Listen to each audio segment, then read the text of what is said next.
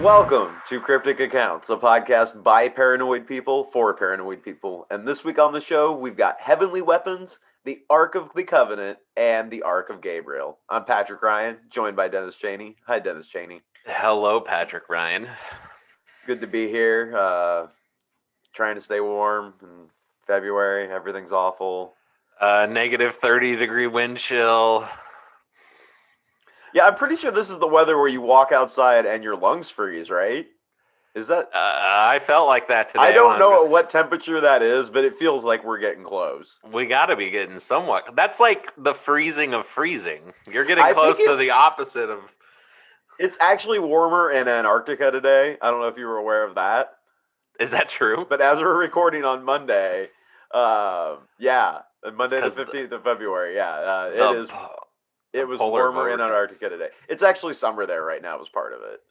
Yeah, because they're in the south. Yeah, but still. Well, that's good for the Nazis. We should never. The Nazis and the reptilians. Yeah, down there in their base. We're actually going to get back to something that I spun off of, again, with the Antarctica research that I did. This is one of the other ones that were down the pipeline where I'm like, I got this thing, but I don't know how I'm going to do it yet. Yeah, this is one of those. That is the gift that keeps on giving. This has been a weird day. Being this cold, I got 6 emails from my apartment complex today telling me to crank my heat up like above 75. And then the power company was... Yeah, and then literally the power company and the governor are on TV being like, keep your stuff below 65. And I'm like, I don't know what to do. I don't know if I'm going to like crash the power grid or a pipe's going to burst. Do I want electricity? Do I want water?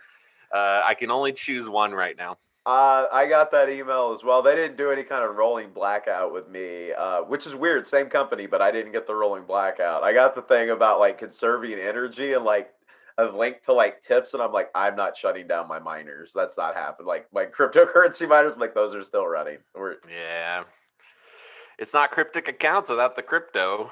Well, that's like partially heating my basement. So right. No, I'm not participating. I will stay at 72. Thank you. I usually like it cold. Yeah. Anyway, we had to mention it because it is kind of a regular event. I mean, the southern states of America are going through crazy winter stuff right now that is very abnormal for them. Right. I guess it is a nationwide news story. Yeah, it's a big thing that's happening right now. Like, this is a crazy Arctic. Do we want to mention the fact that the Defense Intelligence Agency may have just admitted that they've been testing technology from crashed UFOs? Oh yeah, we could talk about that for a minute. That was the story you sent me today. Yeah, I mean, we keep saying this, but I'm sure we'll do something either longer on it. But for all those listening, Google this. There was a FOIA request by a UFO researcher, and he basically said, I want all of the documents that you have about material unknown to science that you have collected from UAP, which is unidentified aerial phenomenon craft. And they gave him documents, and it describes that metal that you could scrunch up and comes back together from the Roswell crash. Yeah, it said it like you could bend it and then it would like flex back out to its original shape. Like you couldn't crumple it up. And I remember hearing about that when I was a kid on like Fox UFO things, and then I grew up and I was just kind of like, well, it might have been aluminum foil, but no, they even have a name for it and everything. It was like it got treated like a tinfoil hat idea. Right, exactly. So, well, I think it goes hand in hand actually with what you just covered, which was the Navy UFO patents. Like this is. It does, yeah. It does. Hand in hand, like this isn't coincidence that we're releasing all this at about the same time. Like, no. And again, we're gonna have a big aha moment when it finally does happen on the show. Like, it's gonna happen, but I mean, we kind of been saying for a little. Like, it's building very, very quickly. It is building like at a very rapid pace. All of a sudden, over the last like 5 years, really accelerating over the last 3, and then like hitting it into overdrive like the last year or so.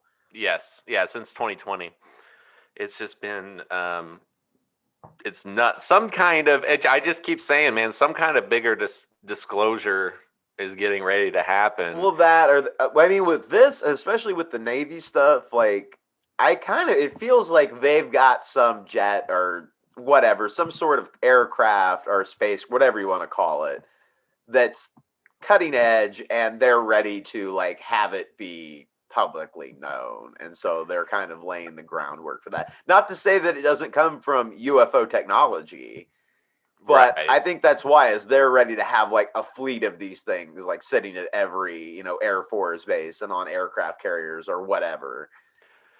That freaks me out though, because generally we don't hear about the new stuff until there's a new war. Well, Like the we stealth did. bomber, nobody knew about that till Desert Storm. Like these drones that we are just like we just now we know there's drones, but like until after 9/11, nobody talked about drones. Well, I don't know if you're aware of geopolitical stuff at all, but there is a lot of tensions kind of fluctuating in different areas of the world with us and with a bunch of other countries as well. Yeah, I'm worried So about China. that's kind of what I'm saying is we could be getting ready to really flex on some people or something. I'm not sure. but Well, it, let's it yeah. anyway, it But does kind of seem like that's maybe what we're moving towards is there's some new thing, especially with Space Force being initiated. Maybe that's getting ready to play into this in some way. Instead yeah. of, fleets of F-15s flying around, maybe we're going to have triangle fighter jets flying around, in low Earth orbit or whatever. Hovering around, yeah. Yeah, Um, well, that's okay. Well, this is kind of on topic because you're doing heavenly weapons I am. this I'm week. going to do the weapons of Jehovah this week. That's what we're getting into. Uh, Yahweh. yeah, and thank you so much for watching, listening. If you're not already, why haven't you hit the subscribe button? We keep on asking you to. We would really appreciate it if you would do that. Tell a friend, share an episode, write a review. All these things help us so much, and we see the people doing it. And again, every week, the more new likes and stuff that we see, like me and Dennis go back and forth about it. We love it and we appreciate it. And we thank you so much. Oh yeah, we're talking about you. Somebody last week told you to stop interrupting me, Well, we and I don't know. We don't know who the interruption was for. And I wasn't going to bring it up because I don't want to fuel this in any way. But we did. Like, I sent it to you like a screenshot of the comment, and I'm like, because it was on YouTube, and I'm like, is he talking? Because it was your episode. I'm like, did I interrupt you more than normal? I felt like it was our normal sort of banter. well, Uh, I'll try to repay the favor. I immediately when you sent me that, I logged into my personal account on my iPhone and I went and I liked his comment. that's good. So you're already fueling whoever that was. Team Uh, Dennis. and then you're like, well, it could have been me interrupting you. And I'm like, yeah, maybe. That's just And because I'm nice, though. I mean, I don't feel like I jumped in any more than I normally jump in. Unless, maybe this is a listener that only really pays attention to your episodes and just really wants me to sit quietly through the entire thing. I mean, uh, give it to me, give me the reins. All right, let's get in the. We're becoming my favorite murder at this point. I'm so glad you brought that up. I mean, because I don't, now people are going to specifically hurt my feelings. I'm going to assume, like, Please like, subscribe, share, give us a 5-star review. Say something mean about Pat, though. oh yeah, I will block you so quick. I won't. I'll be right there, just personally liking your I know comments, you will. feeding your ego. All right. All right, let's do this. So let's get into this. So, I want to start off with kind of a current event to lead us into this topic that I have for us. So, on January 21st of this year, 2021, it was reported by numerous media outlets that a massacre of 750 people had occurred at the church of Our Lady Mary of Zion, known in the native Ethiopian language as Miriam Sion. Look at me killing it on my first pronunciation of the night, Dennis. And that's in Axum, Ethiopia. This happens to be the church that claims to possess the Ark of the Covenant, by the way. And we're going to get into more of that. But if you're not aware, there's a church in Ethiopia that claims to have the Ark of the Covenant. So the church was reportedly attacked by the Ethiopian government's troops and the Amhara militia. This is according to eyewitnesses that were at the town where this happened at. That's awful. I didn't know that happened. Yeah, I hadn't either. Apparently, it was reported. It just wasn't reported on by mainstream media. Really, like you kind of had to look into 750 people in 750. one attack. That's nuts, man. And we're gonna get into it. I'll go ahead and tell you now. It was out of 1,000 people that were in this square. That's so so much. Three-quarters of the people they just mowed down. They just don't. I mean, the mainstream media just does not report on persecution of Christian churches. Oh no, very very rarely. At least not American mainstream media. I don't know how like BBC is and stuff like that necessarily. So Axum is in the Tigray region and has seen heavy fighting since November 2020 after the Tigray People's Liberation Front captured the army base in the regional capital of Mekelle. The uprising was supposedly snuffed out by Prime Minister Abiy Ahmed with a military operation. He claimed the operation was over by the end of the month in November. So, regardless of that, though, the TPLF just kept on fighting a guerrilla war. So, that's a weird kind of almost it sounds like propaganda to me. I didn't really dig into what was going on there as far as this part. But the prime minister says, "Oh yeah, we did a military operation, and that whole thing's gone." And then the group that's doing it's like, "We're still fighting a guerrilla war over here. Like, we're not gone." Well, I mean, we experienced that in Iraq, right? I mean, That's you true. could take a city or a base. It doesn't mean that the war's over. That's true. So the Church Times out of the UK is one of the main outlets that reported on this, and they reported accounts of the church massacre again by witnesses who walked more than 100 miles to Mekelle. I'm not actually sure how to say that town name. And that's so it is reported, like I said, that over 1,000 people had gathered outside the church when the attack started. Local residents believe the church was attacked to remove the Ark of the Covenant and take it to the actual capital city of Ethiopia, Addis Ababa. Whoa. So who took the ark? Was it the militia or the army? Well, it's believed the government actually is who did that. Again, with this Amhara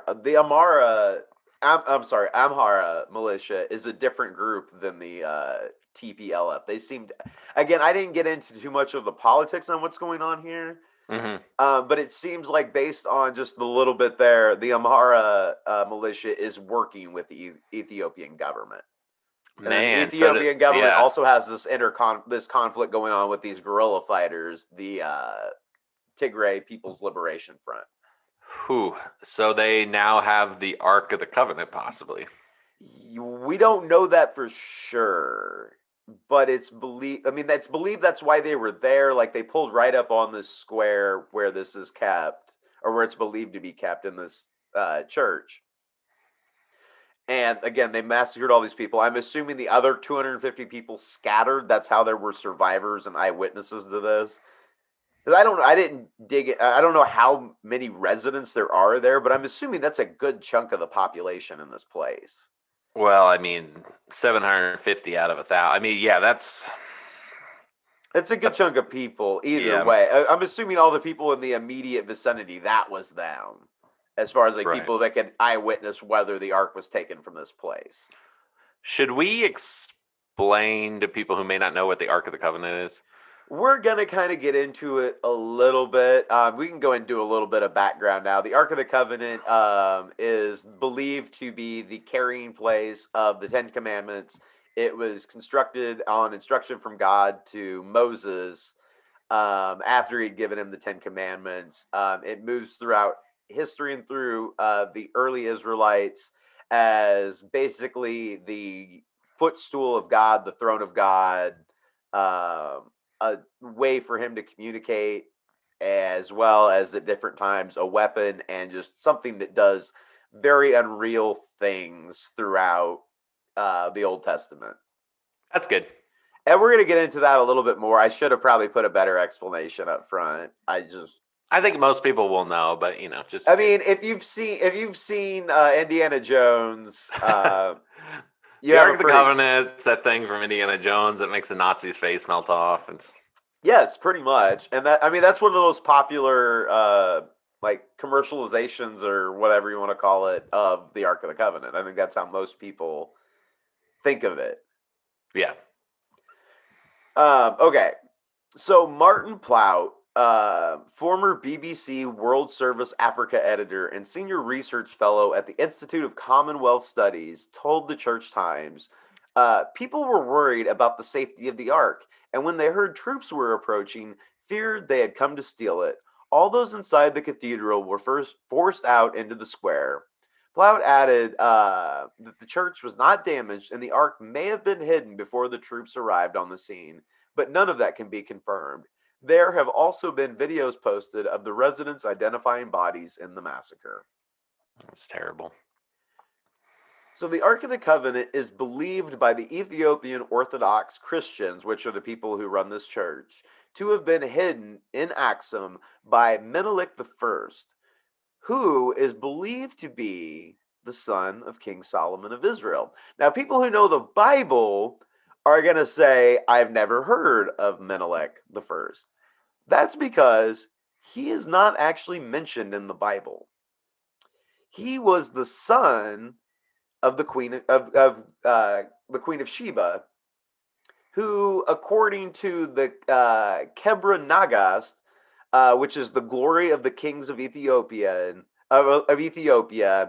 was actually the son of King Solomon. Whoa. Okay. So I it's never heard believed. that. I never heard the specific story of how it got there. That's So interesting. we know that there was interaction with King Solomon and the Queen of Sheba, based on just biblical references. But he's listed as having one son and two daughters in the Bible. But this is a man who, I mean, we're being honest, had like over 1,000 concubines and whatnot. The thought that he only had 3 children in his entire life is, I'm going to be honest with you, hard to believe based on what I know about contraception in King Solomon's time. I mean, I could see it. Yeah, I could see it. Especially, I mean, I almost said since women have kids, I guess it's a scientific fact. If They he do, had, Dennis. That's actually if, that's not controversial at all. I think we can all agree women have children. if this queen had spent time with them, then gone back to Ethiopia or whatever, then I mean, he might not have known. And I'll be honest, this was a spot where it almost became a whole nother thing. Like I almost got lost in just this Cabra Nagas, which at some point I may actually cover based on kind of they have a different interpretation of things, um, slightly different interpretation of the Old Testament. Like there's a lot to it, and it's again, I don't want to spin off too far on it, but it very much caught my attention. And the work that's been done on it since it was originally done, where it was done in Ethiopian, and then because of the time it was done, it was translated to Arabic and used over there for a while. And then basically it's saying all the kings, with the exception of this specific period of time, almost like Israel, Ethiopia, the kings were all descendants of King Solomon. Oh wow. That Menelik brought the ark. I think I'm going to get ahead of myself. So let's just let me go into this a little bit more, and then maybe I can circle back, because I honestly, I think in these kind of the old texts that we've been doing, like with the Book of Enoch and stuff, the Kibra Nagas is kind of seeming like it's going to have some. It's going to get some play on this show a little bit, All right. just as a reference point, if nothing else. So in the Kebra Nagas, the Glory of the Kings of Ethiopia. So I got a hold of this book called The Queen of Sheba and Her Only Son, Menelik, by E.A. Wallace Budge, which is an English translation of the Kebra Nagas. So from it, the ark was allegedly smuggled from the temple in Jerusalem at the hand of Memelik I, the son of King Solomon and Queen of Sheba, based on descriptions in the Kebra Nagas. The ark they took may have been a replica, though. There is no mention of the mercy seat or the cherubim in the Kebra Nagas, which I should have put the description up here. So basically, the ark is described as a box, and then on top of it has a lid, which is called a mercy seat, and then it has two cherubim, which are these. I don't know how to describe them other than heavenly winged beings with their wings outstretched towards the center. So that's how it's described in the book of Exodus. And we're going to get into a little bit more of the book of Exodus description in a little bit. But that's basically what you need to know. And so in the Kibber Nagas, there's no mercy seat, which is the lid, or these cherubim on top. It says specifically that Moses made a case, which is like the belly of a ship, and that's a quote. And in this, the two tablets of law were placed. That's how they describe that part of Exodus. Okay. So, and according to the Kibber Nagas, the ark first went to Egypt and eventually wound up in Ethiopia, where it remained safe over the millennia, carefully hidden during wars and times of great unrest. There are, in fact, carvings on the Cathedral of Chartres. I hope I'm saying that right. Is that right? Do you know? I don't know. I think it's Chartres. My French isn't super great. In France, that actually support this theory. So there's carvings there that kind of seem to illustrate some sort of exodus of the ark to Egypt and Africa. Oh, wow. So, and I should have grabbed a picture of that to show you. I'm sorry about that. The ark used to be so according to, and this is pretty well known, whatever they have there in Ethiopia. And what was the name of the town? Axum. So in the town of Axum, until I forget when they stopped doing it, but they used to parade this thing around town once a year. Like whatever this ark is they have, they used to take it out once a year, and like the priest marched it around town to like Oh, show wow. it. But now, and I kind of think based on what we're hearing about the government doing here recently, maybe that's why they're not bringing it out and showing it off anymore, because people started trying to get a hold of it. Uh, So now the guardian of the ark, which is basically their high priest, is the only one allowed to actually see it. But in 2008, the History Channel agreed with ancient sources of magnificent light emanating from the ark. They claimed many guardians have died untimely deaths, primarily due to cataracts that had formed on their eyes, which I didn't know cataracts could kill you. I didn't either. So I should have dug into that farther. I don't know. Maybe they got so blind that they like hurt themselves. I don't know. I don't know what that means. Um, but the ark is supposedly housed in the Chapel of Tablet. That's what it's called, which is located in the church complex, and it's hidden from view.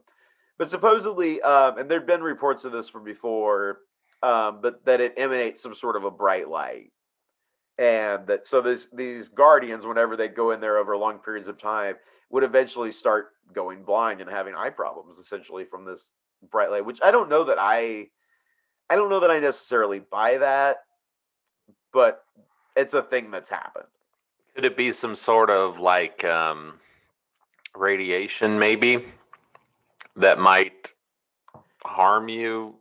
Well, and you're kind of poking at something that a lot of people have kind of thought about the Ark of the Covenant over time, and as people have kind of examined what it did. There's been a lot of talk, and we're going to get into it a little bit, but that yeah, Cool.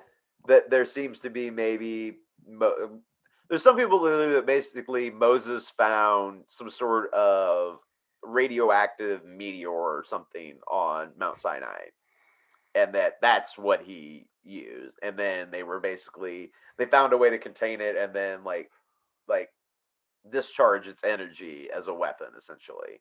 And that Whoa. the priestly garbs were actually some sort of like lead suit or something that essentially stopped them from being affected by radioactivity. Whoa. There's some pretty far-fetched, just crazy theories out there, which I guess isn't any crazier than what the Bible says it is. So, but anyway, we'll get into a little bit of that. So, okay. So, in 2019, so pretty recently, explorer Josh Gates was allowed a short interview with the priest who is reportedly the Ark's caretaker, but was not allowed inside the chapel to view or to photograph the Ark. So you can kind of get to the guy sometimes, but nobody sees the Ark at this point, which kind of raises questions to validity a little bit. But based on what the Bible says about it, like theoretically, you shouldn't, like, no normal person should be able to really get near it anyway. No. I mean, Whether you oh, go yeah. ahead. Oh, no, I was going to say in the Old Testament, didn't they keep it behind they kept it behind like they hid It it was in a just like tent. this. Yeah, yeah, It was right. in a tent, and then it was covered on top of that.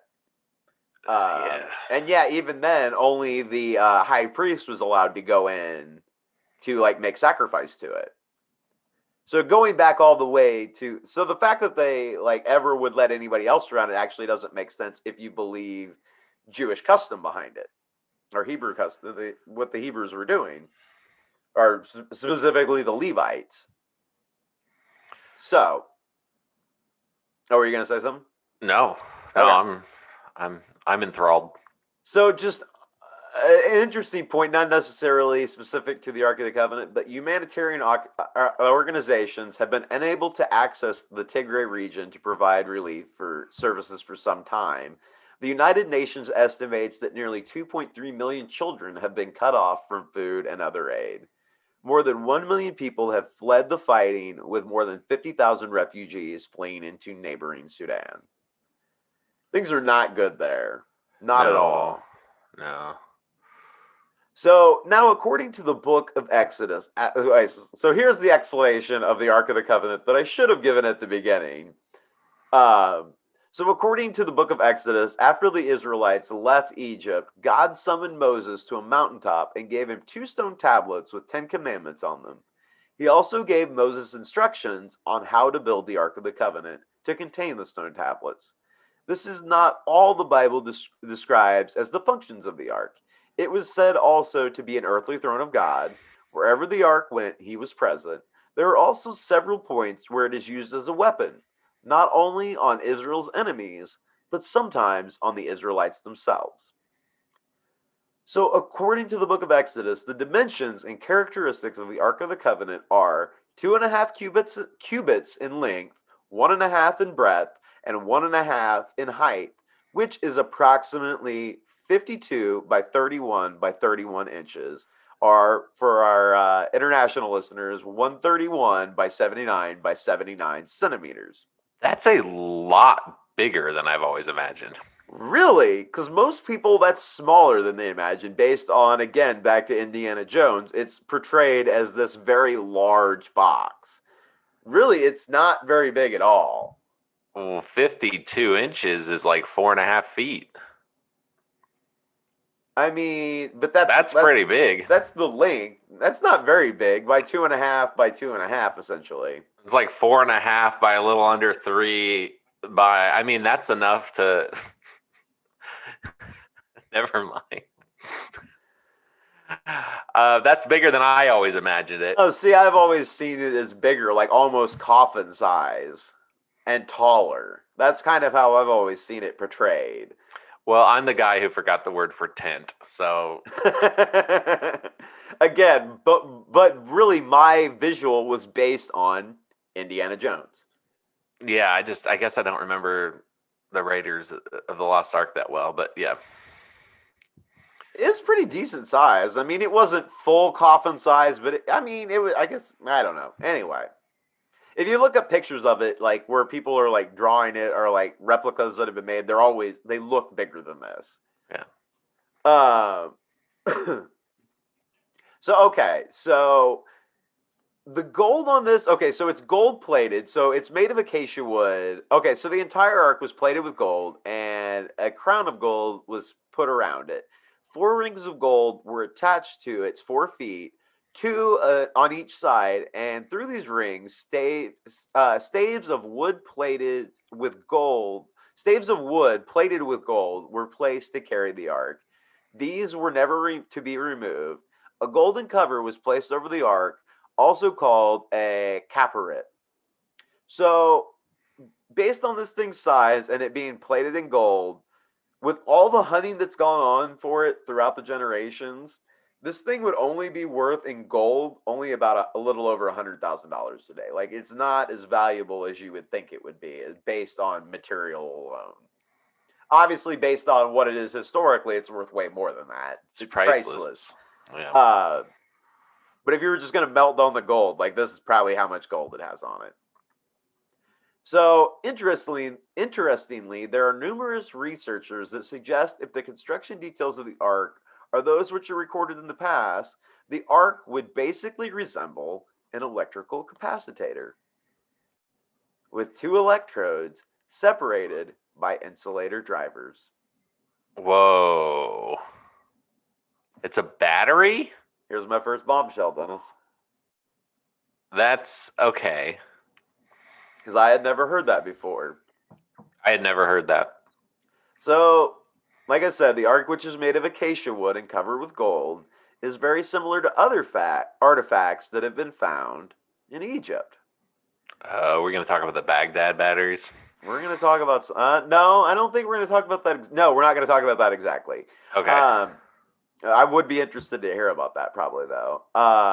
The ark was placed in a dry room where the natural magnetic field is usually 50 or 60 volts per vertical meter. According to several ancient alien theorists, this would have made it possible to charge it through the golden crown that surrounded it, and suggesting that the Ark of the Covenant would have acted as a capacitator. And I read a lot more into this, and I didn't delve too far into it, but they even made reference to how, based on the gold in the poles that held up the tent, would have actually acted as a further conductor that would have drawn it in further. Oh, well, no wonder it would be dangerous to And go in based there. on how dry it is in the desert and where they would have been, this would have been in a very dry climate in a tent, like with gold surrounding it. Like it would have been able to theoretically build up this energy. Whoa. Has anyone ever like built a replica and tested this? That's a good question. I know people have built replicas. I don't know if it was for this specific purpose though. Because again, everything I read talked about it in theory. So again, back to theories. There are many theories, but some believe the Ark was some sort of generator of unknown power and deadly force. It was forbidden to be touched, and those who carried had to do so with extreme caution. And some believe, like I'd already mentioned, they may have had protective wear. Most were kept at a distance from the Ark, so the Ark was very powerful and very dangerous. Ancient astronaut theorists believe that the Ark of the Covenant was, therefore, a power generator or part of a more complex system of energy production.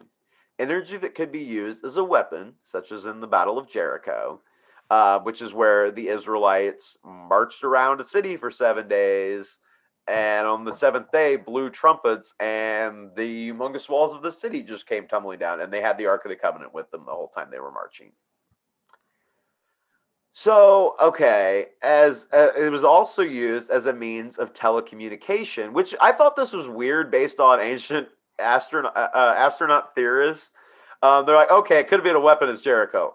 Also, they could have used it as a communications device to talk to God.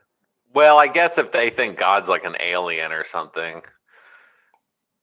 I didn't think about that. You're right. That's if you were thinking of it that way, that would make sense as it could be a communication device between a god of this superior being that's really just an alien. Right. So that makes sense. Okay, so it had other miscellaneous uses, and theorist states that the proof of its power lies in reading the instructions for assembly of the tabernacle, the tent of meeting, where the ark was guarded, and the precise rules for accessing it inside the order in order to protect human lives. There are proofs that Israel may have been the first, but weren't the only culture to have an ark type object that was held in high regards. The Japanese omikashi shares a very similar resemblance and traditions surrounding it as far as priestly garb and traditions. So, okay, I don't know if I was very unaware of this. In Japanese religion, they have this ark that they carry around, and they do parade it around on special events and stuff. And the comparisons that I was reading, which I read a very detailed book about it, and it became something else that could have spun off into. There's so many different cultures that you're going to find as we go through this episode that have similar type arcs that all seem to. It was almost like, in my opinion, that Moses got this Ark of the Covenant that was this massive leap forward in technology in some way, also touched by the hand of God. Right. And all these other cultures that were advanced started trying to replicate this thing that they had and these things that it would do. That's I don't wow. know that so much the Japanese were trying to do that, but there is proof that like Hebrew culture spread east, and they were out as far as China and Asia and stuff. I mean, in the New Testament, Paul talks about Asia, so we know that they were out there. So it's possible Man. that this belief of the Ark of the Covenant would have spread through Jewish culture that spread that direction. But anyway, they have a tradition where they march it around. They dance around it, much like David when he was bringing the Ark of the Covenant back to Jerusalem. Maybe the lost tribes. That's what I'm saying. Like, I think Yeah. this is all spurring off of early Hebrew beliefs stemming back to Moses. So another one is the Egyptians actually, oddly enough, seem to record something very similar to the Ark of the Covenant. And you can see here in these pictures, Dennis, and if you're watching on YouTube, you can see it. In the representations of the Battle of Kadesh at Abu Sabel, it is clear in the drawings that the army of Ramses II had a device that looks very similar to the description of the Ark of the Covenant. It was held in a tented camp, and it can be believed mysterious powers were invoked. The device, which was housed in a tent and had two vultures represented with wings pointed inward, as you can see, have very similar architecture as the Ark of the Covenant. Huh. And what's Well, oh, go yeah, ahead. go ahead. Oh, no. I'm gonna move on. I was gonna move on to the next point. Yeah, I mean, I guess maybe also they could have heard about the ark and tried to make their own. Well, I mean, you got to think about this is a time when Moses would have originally made the Ark of the Covenant. I'm going to flub the dates, but it was not that long after the Israelites had left Egypt. What was it? Within 40 years, we Yeah, know. it was within 40 years. I think it was within a few months, though. Like, I could be wrong about that, but I think it happens pretty quickly. Or no, Oh, that may have been the man and stuff. Either way, it happens within 40 years. So the same pharaoh's there. yeah. It's I don't find it hard to believe that maybe to at least to some extent they were still keeping tabs on the Israelites. Oh, yeah, I'm sure they were aware. That's what I mean. Like they obviously probably if Exodus is to be believed, then they may have left them alone after their army got flushed out in the Red Sea. But I bet they were still like kind of Facebook stalking them a little bit, Yeah, just that's a good kind way of to put seeing it. what Israel's up to. So they would have heard about this thing, and especially once they started marching through the desert and it starts like killing their Destroying enemies. cities, yeah. Yeah, it talks about it like removing snakes from their path as it moved in front of them at different points. Like this thing was a big deal. And I would assume all the cultures around them as they moved through the desert talked about them, and this pillar of fire, this pillar of cloud, and this box that they're carrying out in front of everybody. Oh, I'm sure it was a topic of discussion. I'm sure it came up because there probably wasn't a whole lot else going on, really. There's no TV. I mean, what were Hey, they did you doing? hear about how God destroyed our? Yeah, I mean, that's we've heard about what America was like a couple hundred years ago. Like anything was news and entertainment, like because there was nothing else going on that anybody was aware of. So you got to assume news was travel. The Ark would have been a big deal, I think, probably in that time, just in yeah. general discussion. They would have heard about it. So a thing that I don't know if we touched on this when we did the Egyptian stuff or not, but some believe that the Pyramid of Giza was not a tomb or storage room, but there is okay. Oh, I'm sorry. Did I just skip? No, I didn't. uh, okay, so the Pyramid of Giza was not actually a tomb or a storage room, and the answer is not actually clear. But after a project called Scan Pyramids was conducted, it was found that there were strange thermal anomalies inside the Giza pyramid. Did we talk about this? No. Okay. It was expected when they started doing these scans that it would be a consistent like 68 degrees, like the temperature of the Earth inside, but that was not the case. The pyramid's effects are connected to gravity, which is pushing down from the sky, explains David Wilcock. Gravity is a river of energy flowing into the earth, and that the energy can then be harnessed by building a funnel like shape, causing gravity's fluid energy to swirl and create a vortex current, he continued. It is possible that the Great Pyramid of Giza was, in fact, a giant energy machine built with an ancient technology that is today lost. And what if the Great Pyramid of Giza is incomplete? What if there are ancient components that are missing from the pyramid? Apart from the top of the pyramid, it is possible that there are things missing inside as well, possibly. So, ancient astronaut theorists agree that there is very likely, given the indications we have about the Ark of the Covenant and the Great Pyramid of Giza, that the Ark of the Covenant mentioned in the Bible could have acted as some sort of a machine. A similar device used in the Battle of Kadesh could have been used together with the Great Pyramid of Egypt to form some sort of power plant. And maybe this, as weird as it may sound to many, was truly the purpose of the Great Pyramid of Giza to act as a giant power plant, which was able to harness incredible energy and act as an ancient amplifier, sending energy towards countless receivers put in place by ancient man. Whoa. Like a big Tesla tower or something. Yeah, and it would be able, and that would make sense why there's all these similar pyramids in different parts of the world. Maybe there was some sort of way they relayed energy currents, and possibly that would make communication possible. Whoa, we're becoming crystal people. What if the pyramids originally were just the first cell towers? Yeah, I mean, if what you're saying about the tent and how it interacted with the ark is true, What if you had a yeah, you humongous scale of that? What if you'd taken that technology, you'd put together what the Israelites were doing with the tent, regardless of what you think about the God aspect of this, because as we've looked through history, like in our own research and just people in general, like the things that God does seem to eventually science catches up with it. And there actually is an explanation for this what seems like a mystical thing that happened. sometimes. And again, those ones that don't have answers, I think maybe we're just not to that point yet. Whew.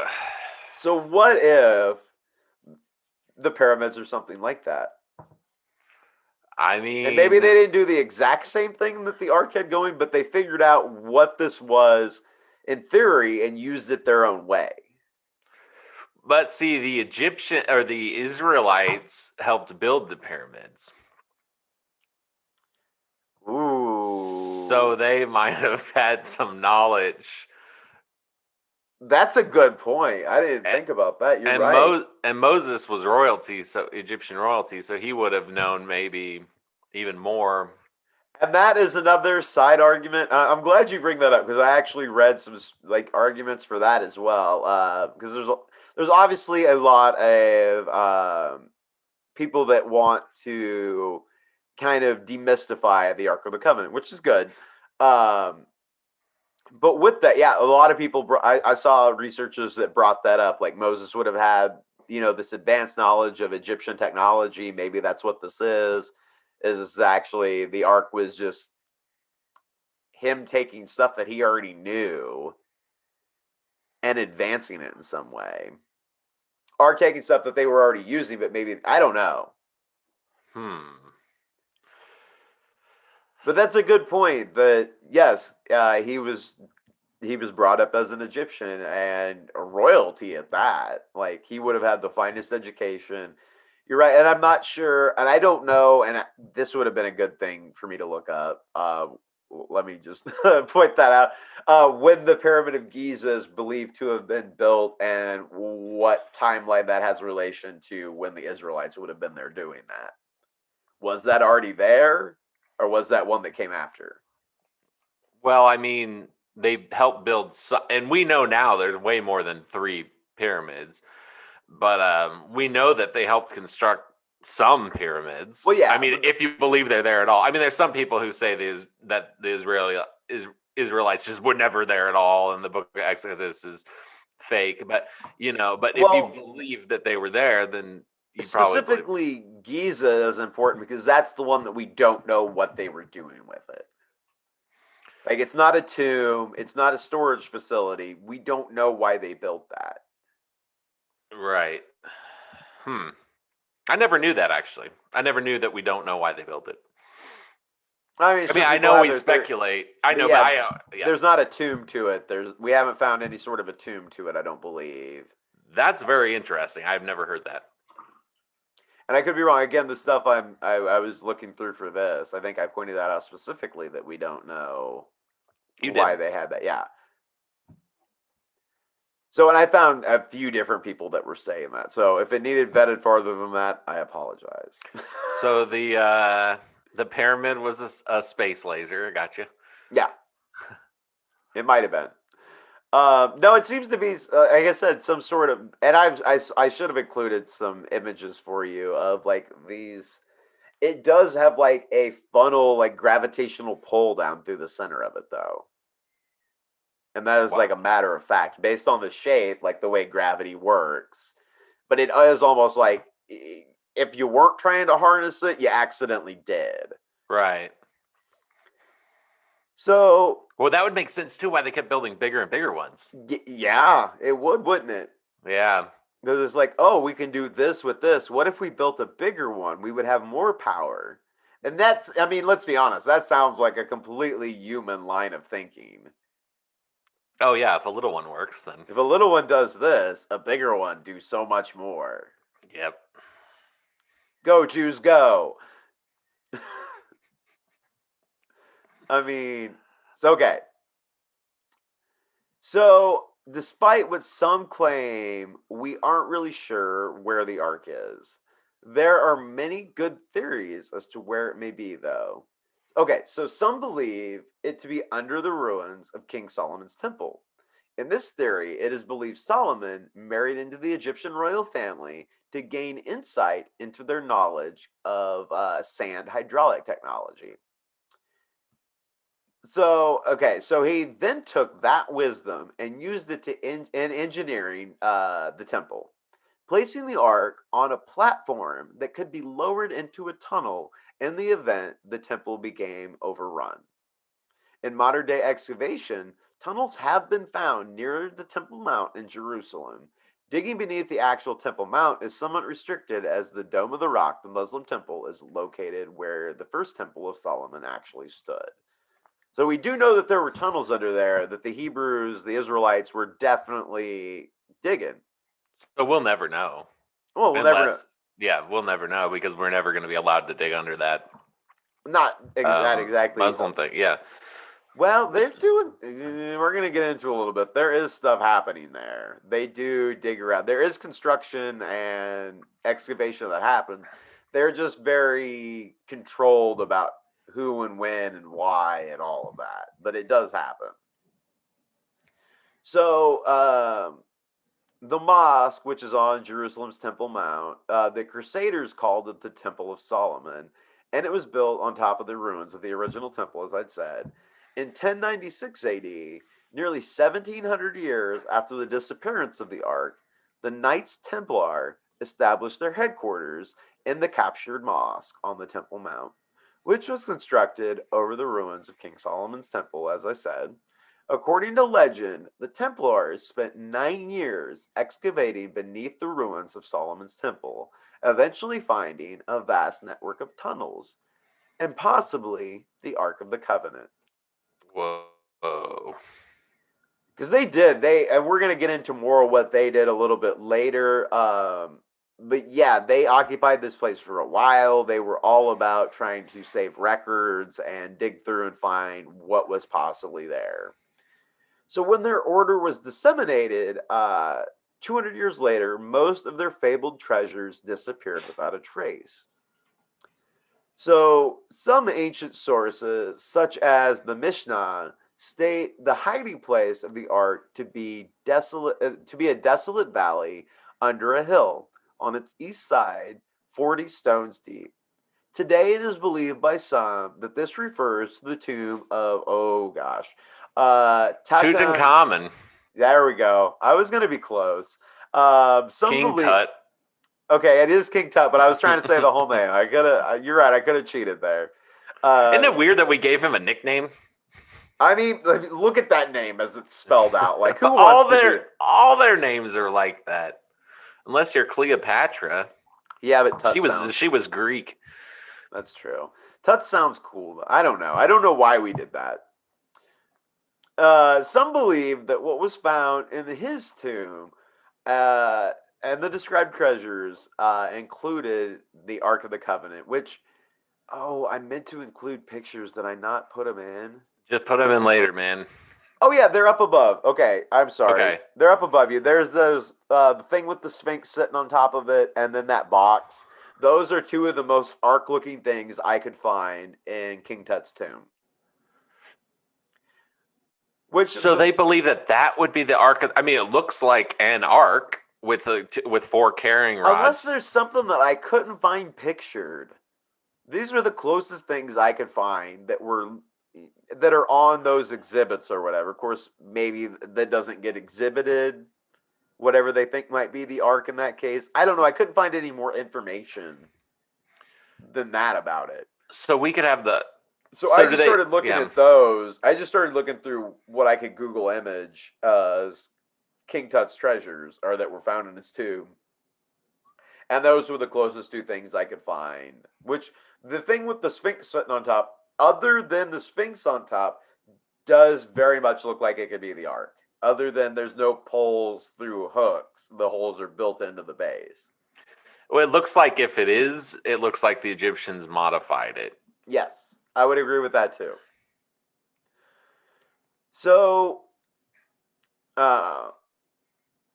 according to some sources, King Josiah, one of the final kings to reign in the First Temple period, learned of the impending invasion of Babylon and hid the Ark as another possible explanation to where the Ark is. Where he hid it is questionable, but according to one midrash, he dug a hole under the wood storehouse on the Temple Mount, and it is buried there. Another account says that King Solomon foresaw the eventual destruction of the temple and set aside a cave near the Dead Sea, in which Josiah eventually that was where he hid the Ark. So a couple different stories about Josiah, who was a later king in Israel's lineage. There's also another group in Africa, the Limba, and they're known as the Jews of Africa, and they live among indigenous African tribes of Malawi, Zimbabwe, and South Africa. They avoid intermarrying and are proud of their Jewish origins and live according to ancient Jewish lore. They Whoa. also claim to have the Ark of the Covenant. They refer to Very. themselves. Oh, go ahead. Oh no. Please go. They refer to themselves as the children of Abraham and are thought to have left Israel over 2,700 years ago. They have DNA that is remarkably similar to other Jewish groups. That was going to be my question. Yep. And we're gonna give me a second. Tudor Parfait, who is or was, I'm not sure if he still is or not. He was getting old. He was a professor at the University of London School of Oriental and African Studies.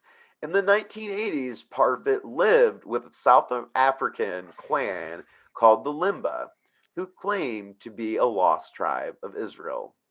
Colleagues laughed at him for backing the claim, but in 1999, a genetic marker specific to descendants of Judaism's temple priest, Kohens, was found as frequently among the Limba's priestly caste as in Jews actually named Kohen. Whoa. They're a lost tribe, man. Yes, it does seem that way. Parfit started wondering about another aspect of Limba's now credible oral history. A drum like object called the Ngama Lungundo. The Ngamo, according to the Limba, was near divine, used to store ritual objects, and bore on poles and sorted into rings. It was too holy to touch the ground or to be touched by non priests, much like the Ark of the Covenant. And it emitted, quote, a fire of God that killed enemies and occasionally the Limba themselves, much like the Israelites. A Limba elder told Parfit it came from the Temple of Jerusalem. We carried it down here through Africa. Oh, do they still have it? Well, that story, by Parfit's estimations, is partly true, partly not. It is not he is not at all sure and has no way of really knowing whether the Limba's ancestors left Jerusalem simultaneously with the ark, assuming of course that it left at all. However, he has a theory as to where they might eventually have converged. Limba myth venerates a city called Sinna in modern day Yemen, in an area with people genetically linked to the Limba. Parfit found a ghost town by that name, Sinna. It is possible that the Limba could have migrated there from Jerusalem and from Sinna via a nearby port. They could have launched the long sail down the African coast. As for the Ark, before Islam, Arabia contained many Jewish controlled areas, and until the 500s AD, the period's only Jewish kingdom abutted Sinna. Whoa. In any case, the area might have beckoned to exiled Jews bearing a special burden. Parfit also found 8th century accounts of the Ark in Arabia by Jews turned Muslims. He posits that at some undefined point, the Limba became the caretakers of the Ark, or the Ngama. Parfit's final hunt for the Ngama, which dropped from sight in the 1940s, leads had guided him to Egypt, Ethiopia, and even New Guinea, until one day in the fall of 2007, his clues led him to a storehouse of the Harare Museum of Human Science in Zimbabwe. There, amidst nesting mice, was an old drum with an uncharacteristic burnt black bottom hole, quote, as if it had been used like a cannon. The remains of the carrying rings on its corners and a raised relief of crossed reeds that Parfit thinks reflects the Old Testament's detail. I felt a shiver go down my spine, he said.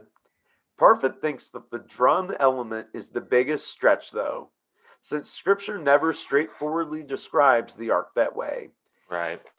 He bases his supposition on the ark's frequent association with trumpets and on aspects of a Bible passage where King David dances in its presence.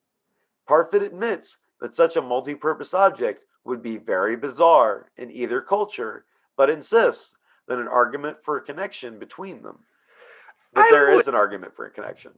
I would I would guess that it's not the ark, No, but it might be, I don't know, related to the ark in some way, well, maybe. that's a good idea. Let me get to what Parfit kind of summarizes here. So, had he found the ark? Yes and no, he concluded.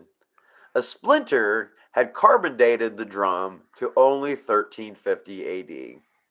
Ancient for an African wood artifact, but 25 years after the time of Moses. Undaunted, Parfit asserts that this ark referred to in Limba's tradition. Limba legend has it that the original Ngama destroyed itself some 400 years ago and had to be rebuilt on, quote, its own ruins, constructed by priests to replace the previous ark. He said there can be little doubt that what was found is the last thing on earth in direct descent from the Ark of Moses. So he basically thinks it's a So recreation. Or a recreation of something else very ancient that has some sort of similar power to it. yeah, I think the biggest thing though is the ark's not a drum. I would agree with that.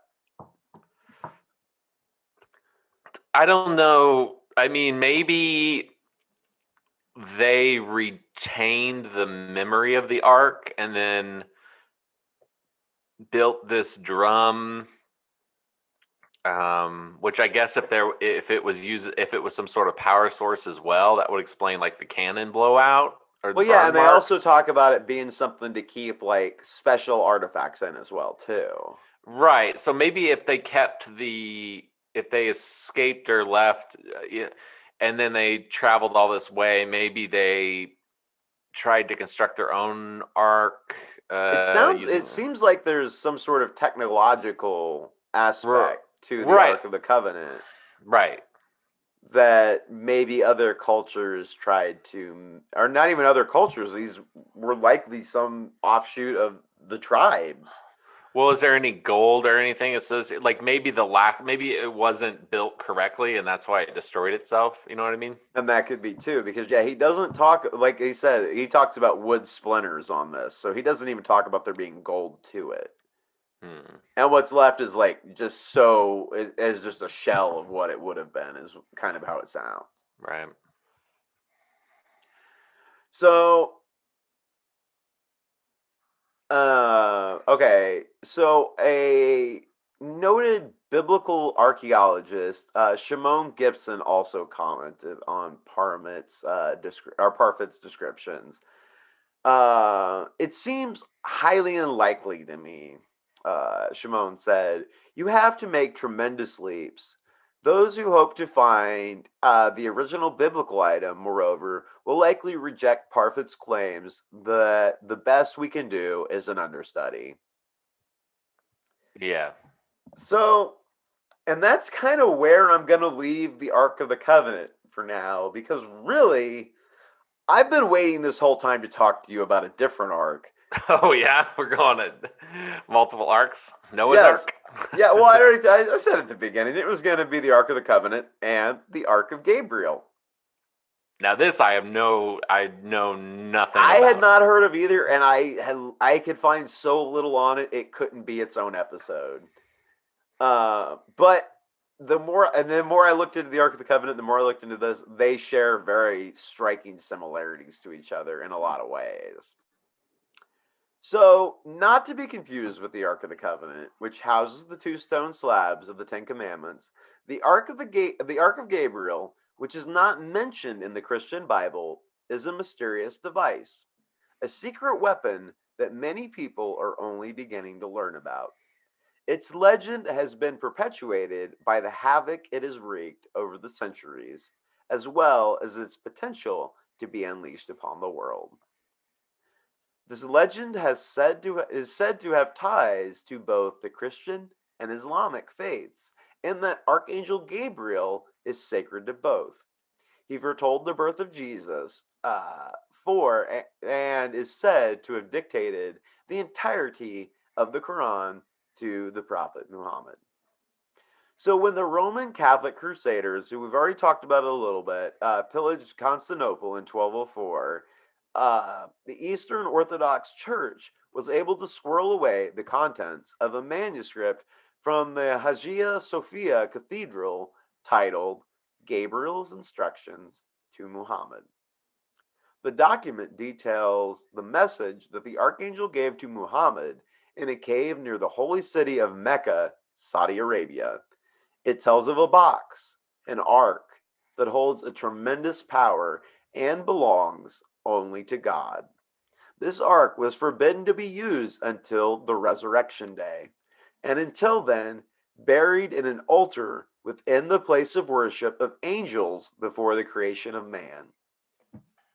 Now, to the followers of Islam, the place of worship of angels before the creation of man, that could be no other place other than Mecca, the holy city where all devout Muslims must attempt a yearly 5-day pilgrimage at least once in their lifetime.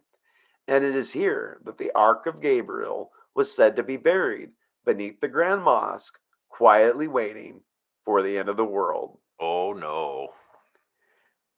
But due to the ever growing influx of pilgrims coming to pray at the Grand Mosque, the structure has had to continually expand to keep up. During such construction efforts, a crew of laborers purportedly discovered the Ark of Gabriel that had been secreted away for over 1,000 years. The consequences were severe. On September 11, 2015, a crane fell, causing 107 casualties, including the 15-man crew, and injuring as many as 238. My gosh. How many people could one crane fall on?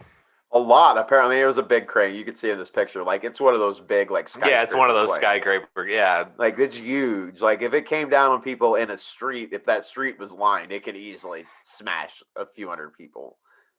So the story alleges that as a cover-up, the spokesman for the presidency of the Grand Mosque and the Prophet Mosque attributed the so-called accident to a strong sandstorm wind and terrestrial rains.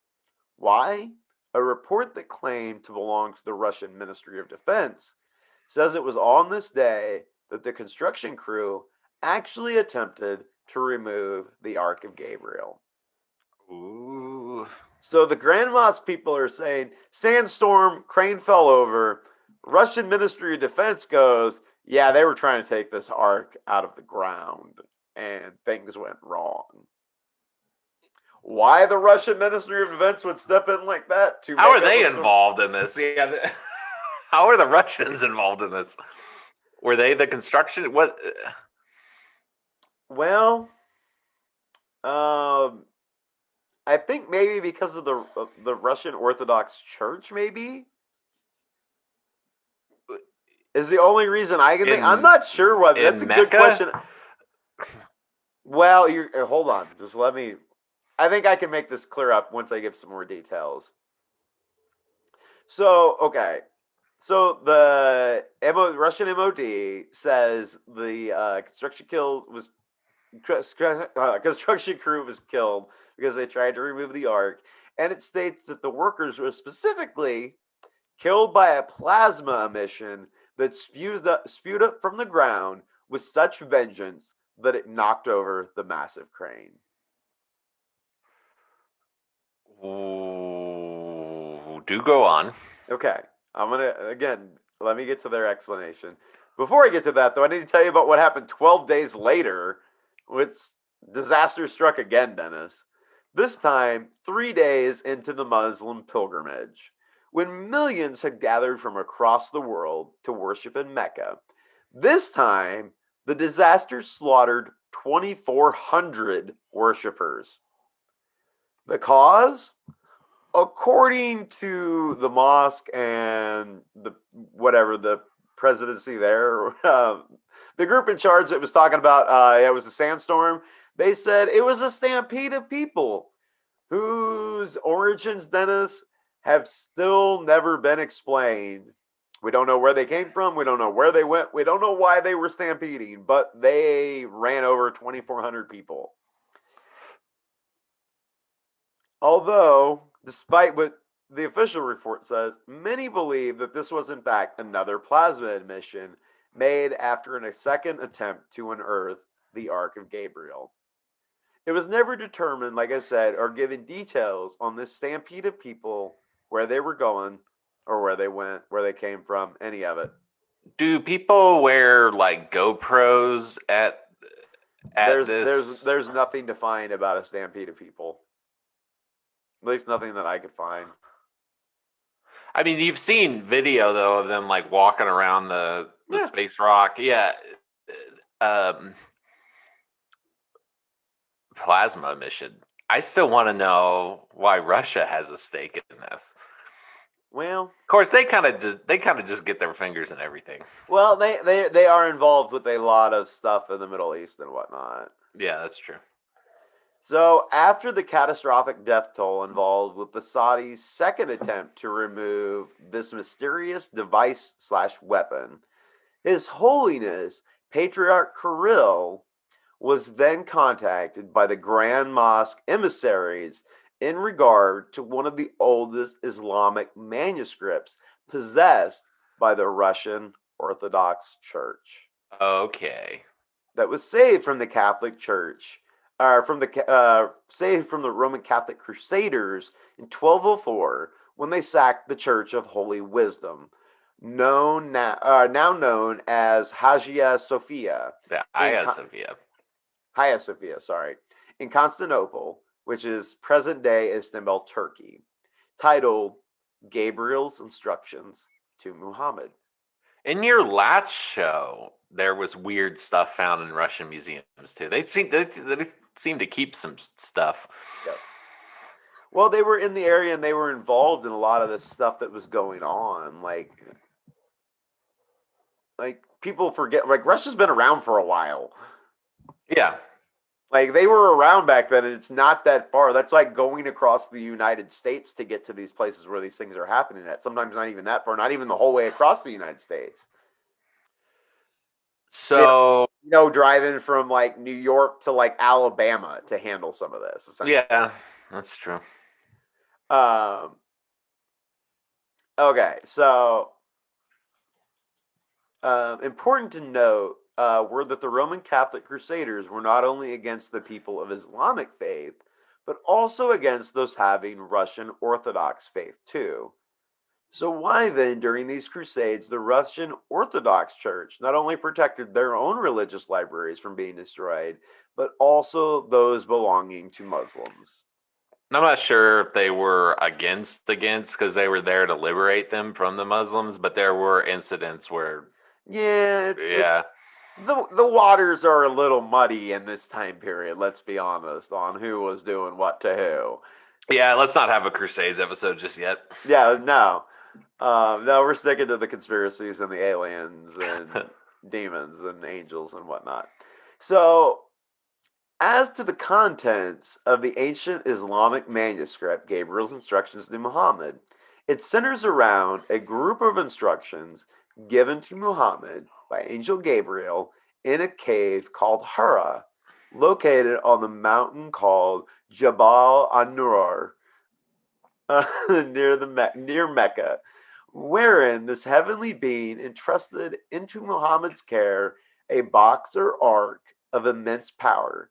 He was forbidden to use it as it belonged to God only, and was instead to be buried in a shrine at the place of worship of the angels before the creation of man, until its future uncovering in the day of resurrection. until these people supposedly uncovered it, Which essentially. was September 11th, 2015. Yep. Again, just bad things happen on September 11th. I don't know what that's about, but it's still. I feel like that date's come up a few times on this show without even us actually talking about 9/11 in There's only 2001. 365 days. I guess that's true. I guess that's true. I'm sure you could find bad things that occurred throughout history on any given day.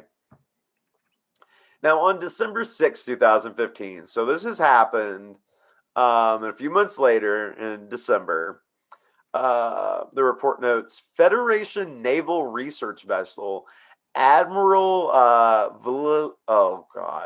Vladimirsky, which is a Russian ship, departed the Saudi Arabian port of Jeddah with the Ark of Gabriel, bound for Antarctica, accompanied by a vast naval armada ordered for its protection by President Putin, and that strangely also included capsules with Russian soil to be placed in the areas of military glory and burial sites of Russian sailors at selected ports of call along the long journey to the Southern Ocean. I have no explanation for this part at all. It was just a very weird detail that I found noted in everything that they took soil. Antarctica.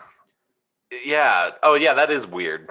So the Russians, I'm assuming, helped them get the Ark out. We don't really know what that is. We just know that suddenly, not too much longer later, Putin's like ordering like nuclear subs and like a vast array of just naval force to transport this ship down to Antarctica. Oh, you know what? The soil thing might make sense. So they were going to sprinkle that on graves of Russian people who died overseas. Which I guess maybe it was just like save a trip, is what that was. Maybe it has Yeah. no relevance. It seems like it might be, yeah, two different. So, upon his learning of the grave and global implications associated with this mysterious Ark of Gabriel, the report continues. And this report is from the Russian Ministry of Defense. Let me reiterate that in case you're not. That In is case you're so confused weird. where I'm getting this information from. The Russian Ministry of Defense is saying they are transporting something down south. What are they going to do with it in Antarctica? Give it to the reptilians for the end of the world. Okay. All right. So, after hearing about this, Pope Francis contacted Patriarch Kirill of the Russian Orthodox Church, requesting a quote, urgent and immediate meeting while warning, quote, that the end is near. After which, Patriarch Kirill agreed to meet the Roman Catholic Church leader in Cuba on the 12th of February 2016. Now, you're wondering why would they meet in a weird place like that?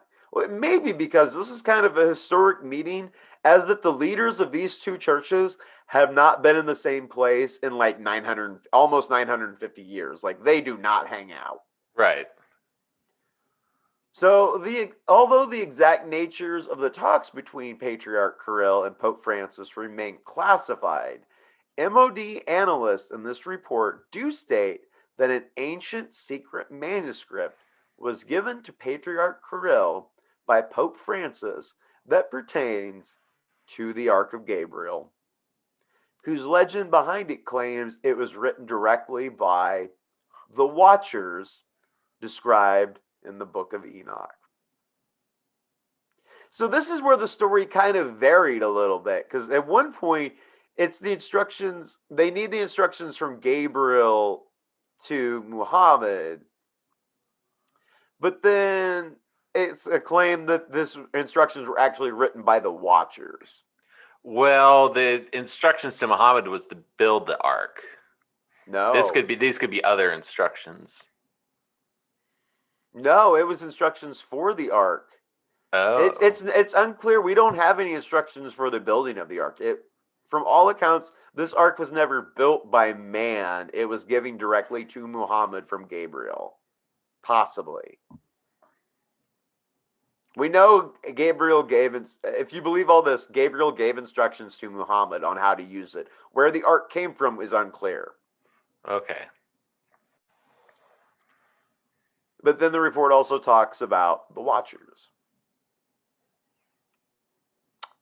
and having them be the actual authors of those instructions. Which, okay, if we're gonna go very Christian biblical with this, I this would mean, this would be the deception in the Watchers' part, deceiving another religion, you're right. essentially, to this thing that is possibly a real thing. It apparently is. It seems like a real thing. Have you ever heard of the satanic verses? Yes. Yeah. Also, probably I don't know. I don't know much about that. I'm aware of it, but Well, yeah. Well, that would yeah. make sense that came from the Watchers as well. Because again, Anyway. we haven't gone into the Book of Enoch fully. It seems like probably what we know as Lucifer was in that group of Watchers. No, because the Watchers are the Anunnaki. No, the Watchers are the Nephilim. Yes, well, we're gonna. Yeah, but it seems. Yeah, but the Nephilim were fallen angels, which is what Lucifer was. I'm not saying he was a part of that group originally, but it was eventually we're gonna have to just do the Book of Enoch. Like I'm gonna have to do a full breakdown on the Book of Enoch because there is some reference to what appears to be Lucifer by a different name, Okay. where he is referred, where a different fallen angel is referred to as the serpent in the Garden of Eden. Okay. So that's kind of where I kind of make a leap there in my own research as to, oh, that's Lucifer. Yeah. He's somehow in league with this group. Of course, as we go further and further into this with all the ancient stuff, it seems like there may have been some sort of a timeline before Adam and Eve almost. I mean, we know there was, but as far as what was going on the earth. This seems to be, apologies to our Muslim friends, this appears to be some sort of counterfeit by the devil, basically. Possibly, and at some point I'm gonna get, I think, more into this, and especially like with that book of Sheba and her son and stuff, the Kabesh Naga. I think I just said that wrong, but you know what I'm talking about. The thing I've been talking about throughout this episode. All that I think we're gonna get into at some point in the future. But I will leave you with this, Dennis. The report from the MOD concludes Patriarch Kirill, while using the secret text given to him by Pope Francis, performed an ancient ritual over the Ark of Gabriel in the Russian Orthodox Holy Trinity Church, which, fun fact, only church in Antarctica. And where immediately thereafter, this mysterious artifact was transported into the vast interior of this cold and foreboding continent by highly specialized Spetsnaz special forces units to a destination and purpose not identified by the MOD report. You're leaving me on a cliffhanger, man. I've got nothing more to give you. Dude, I dug so hard trying to find anything written about the Ark of Gabriel. There is so little written about it. Like it was just forgotten about, and then it just pops up like a few years ago. What's inside of Antarctica? Are they giving it to our space brothers? I don't know. The speculations I read believe that I didn't read anything that thought that they were giving it to anything like that. It seemed like it was the most remote place to keep something that nobody should be messing with, essentially. Yeah, that makes sense. Like every time we try and mess with it, it like kills tons of people. I kind of think that's why we don't hear much mention of it throughout history. Is that you don't want to try to destroy it. Yeah, you just every time it gets found, I think either it gets hidden after it kills a bunch of people, or it just kills everybody that found it, and then it just starts over again. And we gotta wait until people find it again. Well, and this time we finally had ways to take it out in a somewhat safe way. We only killed a few thousand people this time. The military operation to hide the Ark of Gabriel. Dude, that's cool.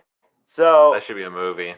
That was the Antarctica thing that spurred off of the original esoteric Hitlerism. Nazis go to Antarctica. All the weird stuff happening in Antarctica, pyramids, all this different stuff, inner Earth. Oh yeah, we're hiding the Ark of Gabriel there. Yeah, and I still have more ammo in my clip for the Antarctica gun. Like, there's still more stuff I can do about that place. This is a great episode. I loved this. I was enthralled the whole time. This is super fascinating. Man, this is one that I have been sitting on since that Antarctica episode with about 60, man, not, I shouldn't say that, 50, 60% of the research I used intact.